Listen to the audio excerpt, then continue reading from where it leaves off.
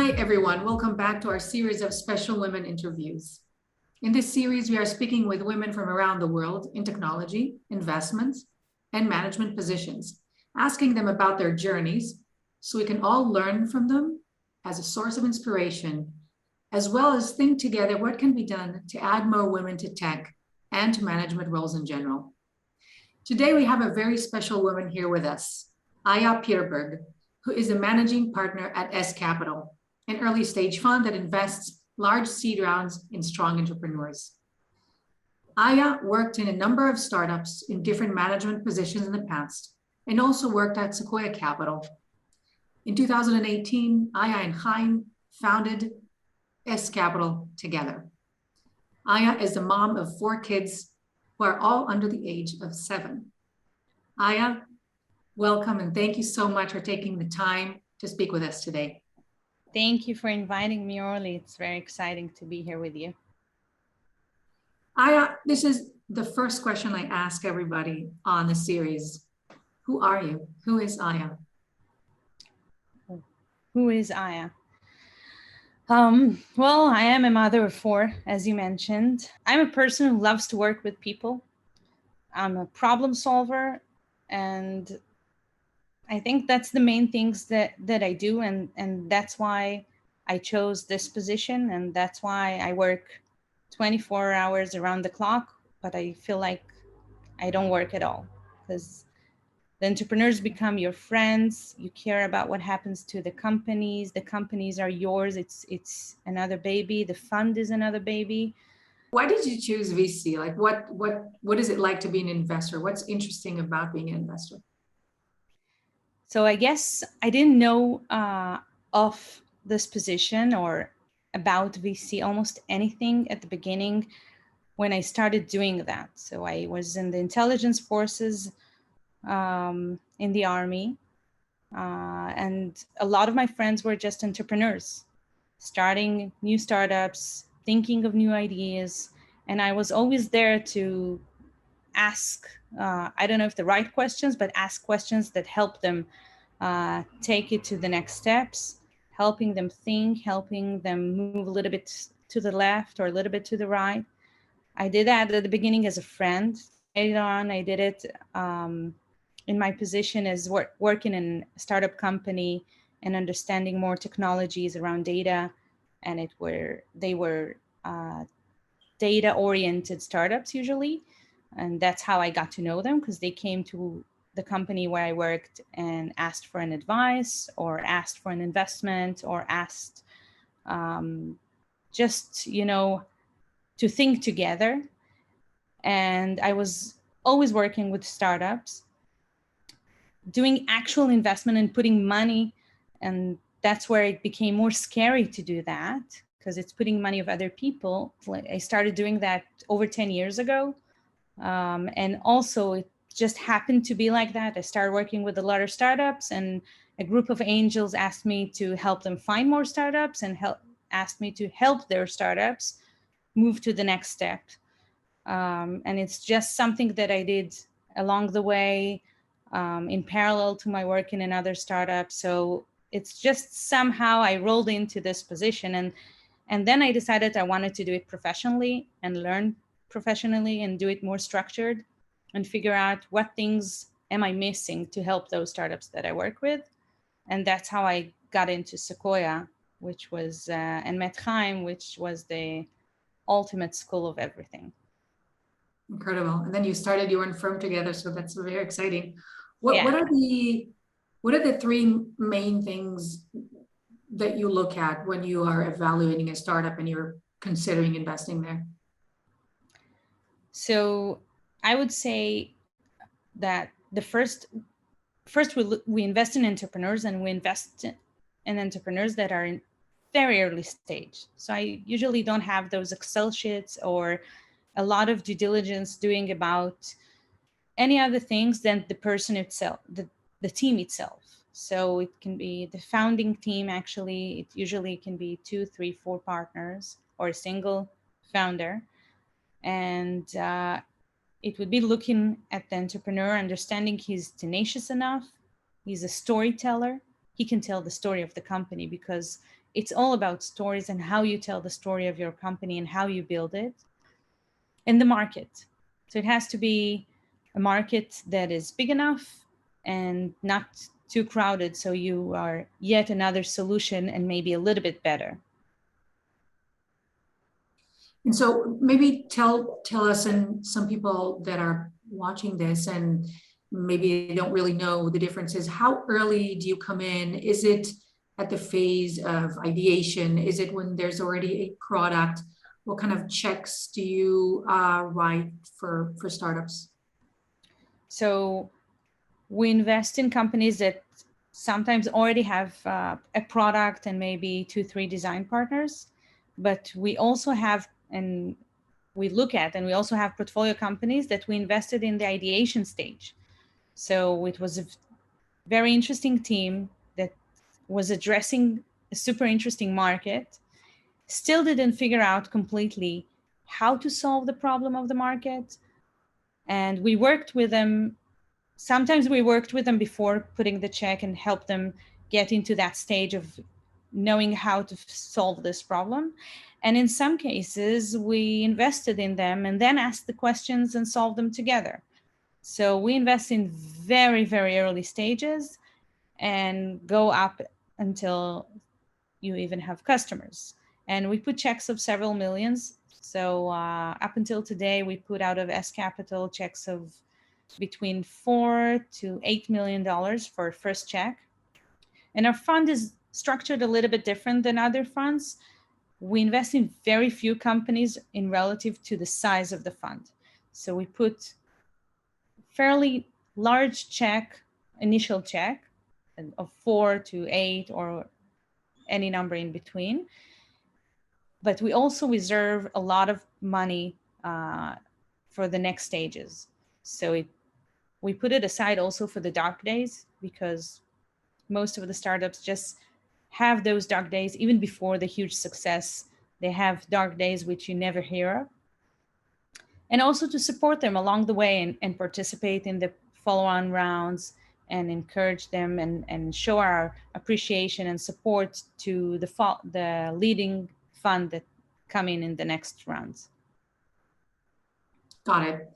And so if there's a phenomenal team out there that are now starting a company, what tips can you give them for their first fundraising? What should they be thinking about? What should they be considering?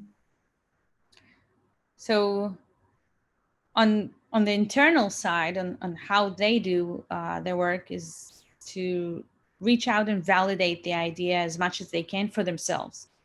Even before they go and start talking to investors, just first and foremost, be sure that they are validating that this is an actual problem that hurts and has a budget to solve. So the customer is not only hurting this problem, but he actually would pay money to solve this.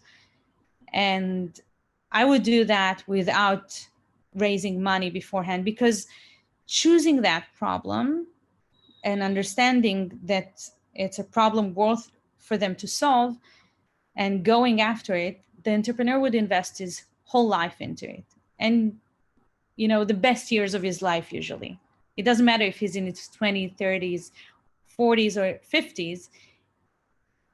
He won't have a second chance to start over many times. This would be his life.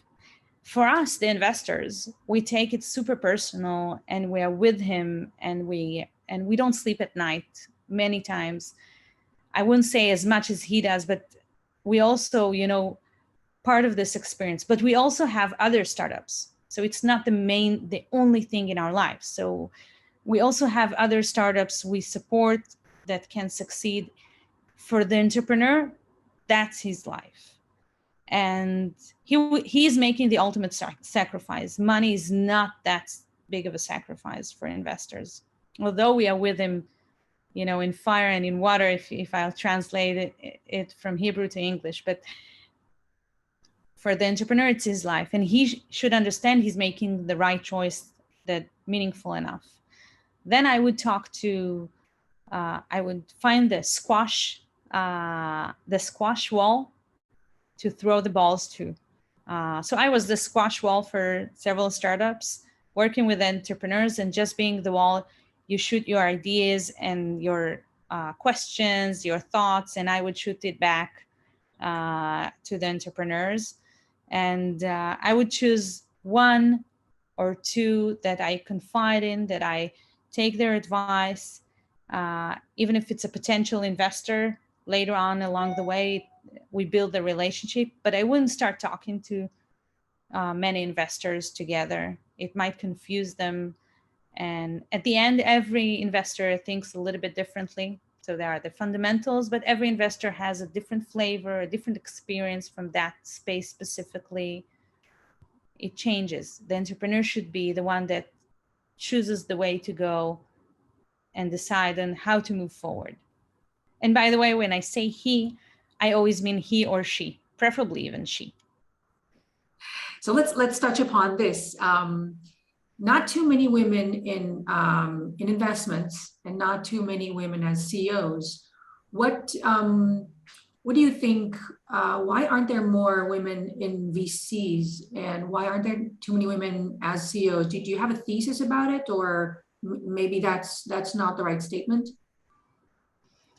So first, I just talked to an entrepreneur this morning actually, and he said, "Do you think that there is less women in this specific industry than in other industries? Because women in many industries have struggled sometimes to move up the ladder. But in our industry specific, my thoughts are that we should solve it bottom up and top down. If we would have much more women in VCs that are investment decision makers and partners in VCs, then that would encourage much more female entrepreneurs to go and start their own company and come in with women that are investors, as well as if women would start in technological positions and be promoted to management positions and be taken in considerations equal enough as the next men to her, and even more, they would grow to be as well influencers and then partners in VCs if that's what they are after, or they would grow to be CEOs. So it needs to grow from the bottom up as well as top to bottom, and encouraged in both ways. And I think, by the way, that one of the things that us women in strong positions should even take more under our responsibility is to actually encourage women and to be friends to those women, to enable them to have personal lives.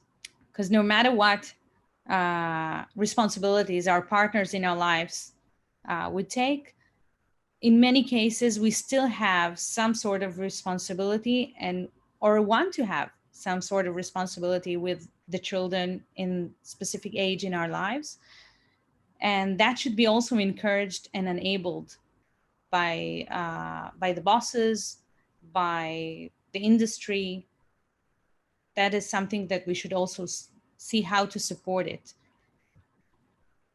So I completely connect to what you're saying, and I absolutely agree. The top down and bottom up, and also role models. I think that there should be many more role models out there, and that's going to kind of encourage that to happen. More role models like yourself for other women to consider a role as an investor, or more women CEOs, so other women would consider to start their own startup. So I'm very well connected to that.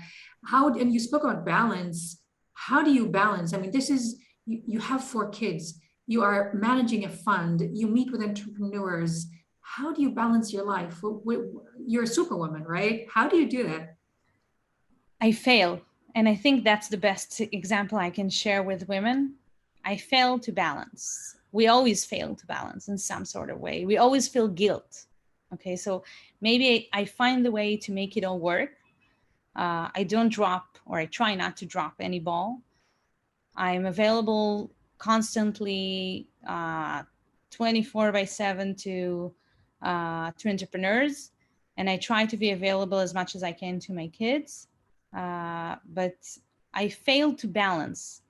And you always feel some sort of guilt because if you push a call because you're in a birthday party with your kid, you feel guilt. And if you're in a board meeting and you miss your kid's graduation party, you feel guilt. And you feel guilt. You just have to find a way, I think, to live with it and find a way to do what you like to do. So we all feel the same. I have three kids and I'm constantly feeling guilty. So you kind of have to learn how to live with it. But in this context, what's your tip or what are your ideas? How can, if we're thinking about women in management positions and helping promote women to be more in management positions, and that these are demanding jobs, right? What are your tips for employers to make that happen and to encourage more women to become managers, although we have that balance issue? So I think that organizations can decide to give. I mean, mothers are not just doing that themselves in many times, especially in this era. In my mind, if organizations would give maternity leaves and days that they go to pick up the kids for dads, not just for moms, I think that the managers hiring, they won't look at women and think, oh, when would they take the maternity leave? Or should I manage somehow in the next few months because this woman is pregnant? Or maybe later on she would take maternity leave or not? Or she has 3 or 4 kids, she might need to go out early many times. And here I have another guy that I can hire, and he's a man, and both are great candidates with amazing skills, but he won't go out 2 or 3 times a week to pick up the kids. So if that would be an option for both men and women, first, the manager hiring won't even think of that as a consideration. And second, we might find out that a lot of men do choose to go out and pick up the kids, and a lot of women don't take that privilege, as much as they can, because they want to stay, they're obligated, they're committed to their role. They might not have to go every day because their husband can do that and they feel, or other help can do that, and they feel they can stay at work, and they have a quiet mind to stay at work and do their role. I agree 100%. And I think that one point for women that are considering becoming CEOs of startups and are afraid and are thinking, wow, this is too much work. I think it's on the contrary. You can, as a woman CEO, create your own culture and help more women create a culture of accepting women and accommodating the challenges with embracing flexibility. So that's something to encourage more women to become CEOs. I agree. And I think, by the way, that the new COVID reality of doing a lot of more things from home, on Zoom, in high productivity, and saving just the traffic thing, when you do a hybrid model of being at work and being at home, I think that also helps women a lot. Personally, it helped me a lot. Yes. And Aya, maybe a few final questions about your investing. Are there any specific areas that you're looking into? Are there any hot verticals that you're thinking, no matter women or men, if they want to start a startup, this is very, very interesting for us as Ask Capital to invest in? So we love to invest in deep technology. It's not a vertical. It's just if you have a high barrier of entry for your potential competition. And we at Ask Capital do not look at different verticals and say this is a hot space. AI can be a hot space, for example. And we do have a lot of investments in our portfolio around data and AI. But it's not because we saw a specific vertical and decided this is where we'll go. We don't believe this is our role. The ones that decide on what is hot and what is the best way to go is the entrepreneurs. And the entrepreneurs, they choose on where to go, and we follow the strong entrepreneurs, and that's when we know this is the new space, or this is the hot space to go. So everything around deep technology, it can be even chip design or AI infrastructure or fintech with a technology edge. In short, every space, every vertical, because there are some of our portfolio companies, they came up with an ideas that we wouldn't even define it as a problem. It's not our role to think of it. They saw it as a problem and actually defined the market. And if there is anybody out there that has all of these parameters, so they believe they're really strong entrepreneurs, they have a deep technology, they're looking for their first check, what is the best way to reach out to you?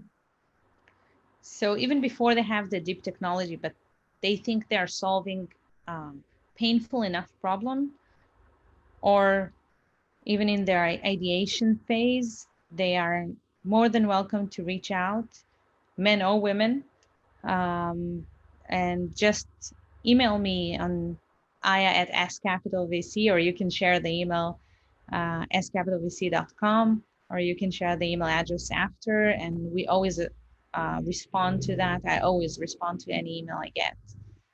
Aya, thank you so much for your time. This has been incredible. We learned a lot about S Capital. We learned about investing. We learned about Aya, about including more women in technology and management. Thank you so much for taking the time to speak with us today. This was very insightful. Thank you, Orly. It was such a pleasure being here with you. I appreciate the opportunity. Thank you.